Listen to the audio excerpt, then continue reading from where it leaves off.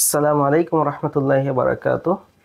আমাদের দেশে প্রচলিত রয়েছে যে মহল্লার পক্ষ থেকে অবশ্যই একজন ব্যক্তিকে ইতিকাফ করতে হবে। মহল্লার কেউ যদি ইতিকাফ না করে তাহলে সকলেই পাপী হবে, এবং মহল্লার পক্ষ থেকে কমপক্ষে একজন ব্যক্তিও যদি ইতিকাফ করে তাহলে তার সকলের পক্ষ থেকে আদায় হয়ে যাবে এবং কেউ গুনাহগার হবে না। এই জন্য অনেক এলাকায় দেখা যায় মানুষ টাকা দিয়ে অনেক লোককে ইতিকাফে বসায়, কিন্তু বাস্তবতা হলো এর প্রমাণে কোরআন এবং সহিহ হাদিস থেকে কোনো দলিল আমরা খুঁজে পাইনি।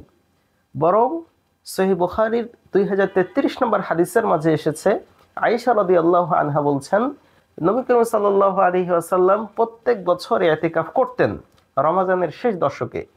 এক বছর তিনি ইতিকাফ করার সময় দেখতে পেলেন তার স্ত্রীরা মসজিদের মধ্যে তাঁবু টেঙে রেখেছে। তখন নবী করিম সাল্লাল্লাহু আলাইহি ওয়াসাল্লাম ফাতারাকাল ইতিকাফ ফি যালিকা শাহর, এই বছরে তিনি ইতিকাফ করলেন না রমজান মাসে। সুম্মা আতাকাফা আশরাম মিন শাওয়াল, পরের মাসের শাওয়াল মাসের 10 দিন তিনি ইতিকাফ করেন।